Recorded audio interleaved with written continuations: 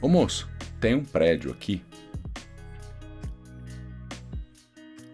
Quem me perguntou isso foi uma mulher, uma vez enquanto eu caminhava, numa calçada próxima à Avenida Paulista, na capital de São Paulo.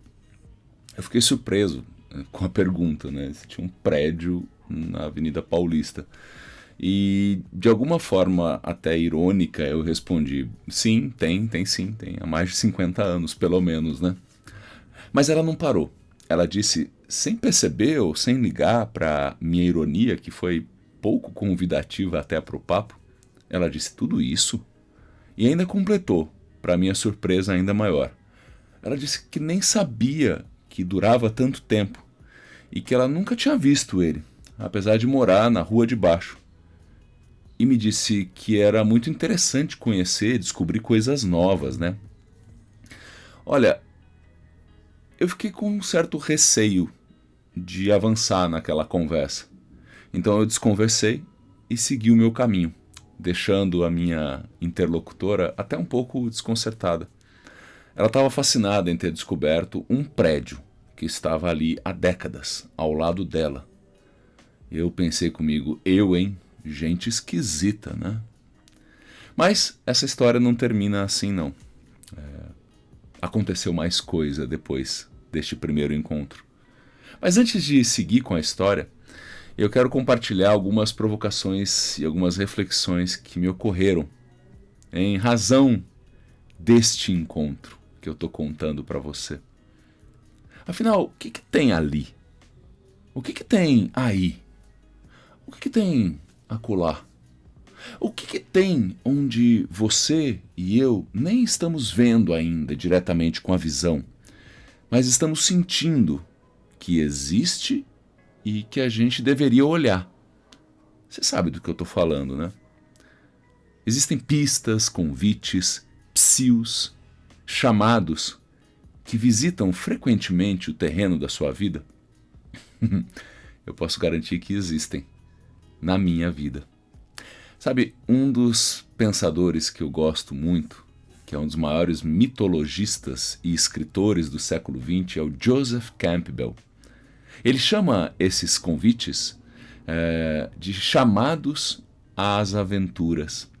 Quando a gente está no mundo comum, na nossa rotina, e de repente a gente começa a perceber que algo nos chama a atenção, nos oferece a mão para a gente fazer uma dança diferente, que pode nos apresentar novos passos, novos rodopios, novas possibilidades de amplitude do nosso corpo, da nossa mente, e também encontros diferentes com o mundo e com os seres. Se você quiser conhecer mais sobre essa proposta do Joseph Campbell, você pode dar uma olhada no que é chamado de Jornada do Herói, que está apresentada no livro O Herói de Mil Faces.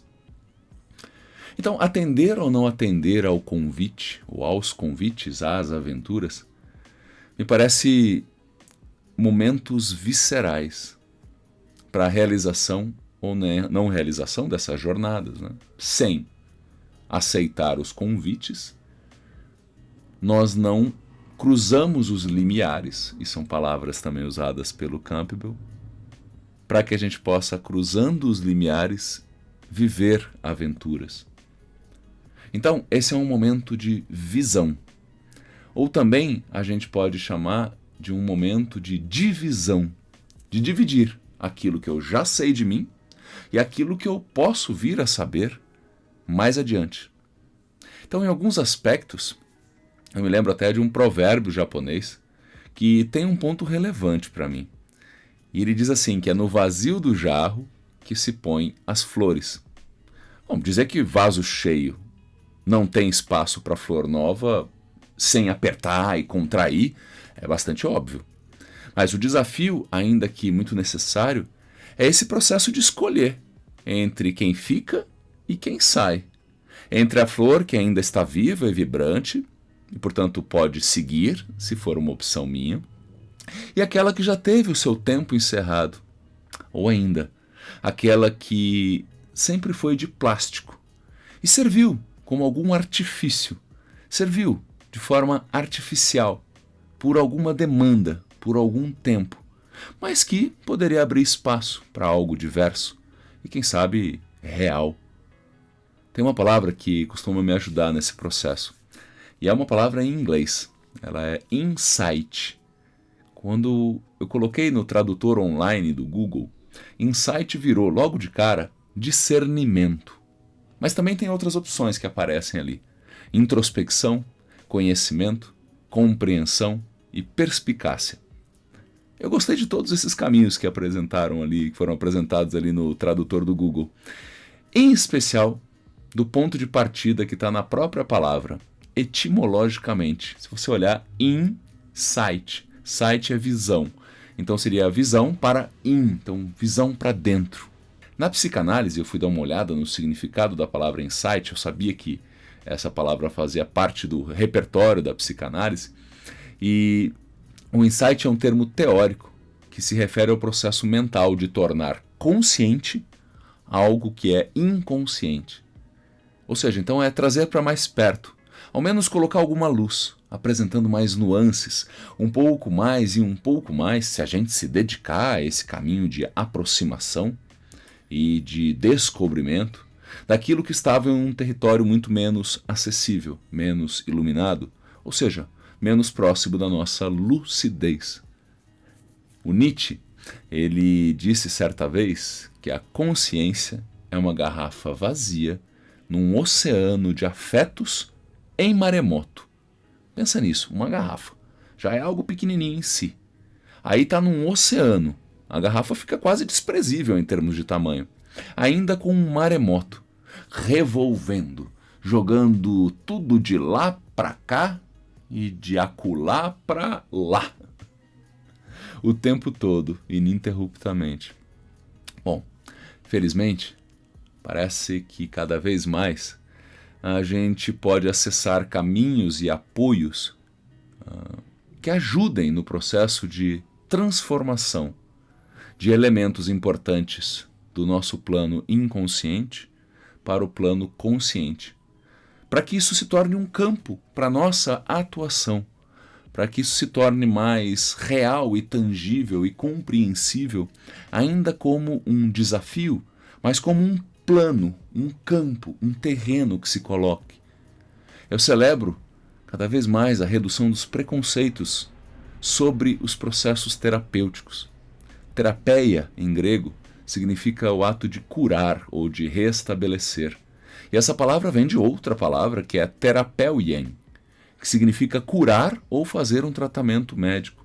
E também na mesma linha de palavras tem uma que é terapon, que quer dizer aquele ou aquela que serve ou atende alguém. Eu torço cada vez mais para que eu e você possamos encontrar esses necessários apoios, essas necessárias pessoas. Na Jornada do Herói, do Joseph Campbell, tem a figura do mentor e da mentora. Pode ser o caso de nos ajudarem nessa travessia para viver novas aventuras. Tanto nesses processos de apoio, sejam pessoas fora da gente, como a gente mesmo, servindo de apoio para a gente em diferentes aspectos. Como, por exemplo, a curiosidade, o inconformismo, as boas-vindas às dúvidas, o adeus às tantas certezas, a substituição de pontos finais por vírgulas e reticências. São tantas as providências que eu, e agora falando de mim, busco manter acesas no meu cotidiano, cada vez mais engajado que eu estou com o meu processo de descontração, ou seja, de fuga das minhas barreiras de contração, que me apertam, que me apequenam, que me tiram muitas vezes vitalidade e amplitude.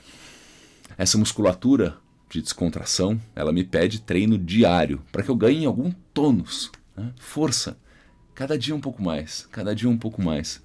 E eu gosto tanto quando Michel Maffezoli, que é um sociólogo francês, que é nosso contemporâneo, quando ele propõe que a gente saia pelo mundo para ouvir o mato crescer. Para ouvir o mato crescer.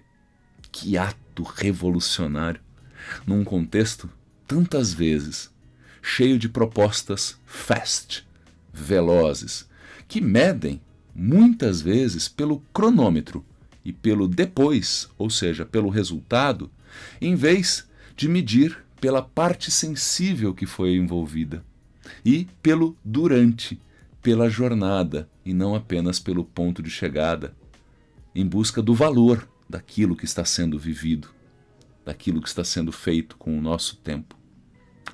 É a hora de voltar para aquela história lá do começo do papo. Eu fui andando pela calçada, mas chegou um pouco adiante, eu parei e decidi voltar. E eu fui ao encontro da moça, a chamei e disse assim: moça, com licença, agorinha você me disse que tinha um prédio aqui.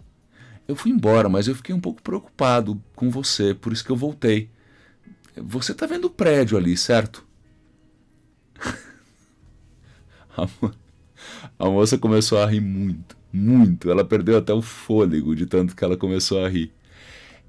É claro que naquele momento eu fiquei ainda mais convicto de que eu estava certo. E ela certamente tinha alguma questão desajeitada na sua sanidade mental. Mas quando ela parou de rir, ela me disse algo com muita simpatia. Ela disse: não, moço, não. Eu disse que tem um pé de caqui, que eu nunca tinha visto, um pé de caqui. Eu estranhei a sua reação, ela continuou dizendo para mim assim, eu estranhei a sua reação, mas eu achei que você estava com pressa e não estava na mesma frequência que eu. Mas agora eu entendi o que aconteceu. Realmente, tem um prédio aqui, mas também tem um pé de caqui. Eu fiquei muito sem graça, muito mesmo. Desgraçado mesmo, sem graça. Durante uns 10 segundos. Depois eu também comecei a rir com ela. Ela tinha saído para aquele dia para ver os pés de caqui. E eu só estava conseguindo ver os prédios de sempre. Os prédios aqui, os prédios acolá, concretos e imóveis. Ela me acertou um golpe lindo no meio da minha fuça em desenvolvimento. Um dia eu voltarei lá e não só verei novamente aquele belo pé de caqui, eu vou trepar nele e vou comer o seu fruto proibido, uma boia de resgate alegre em meio às repetições tristes. Viva o pé de caqui!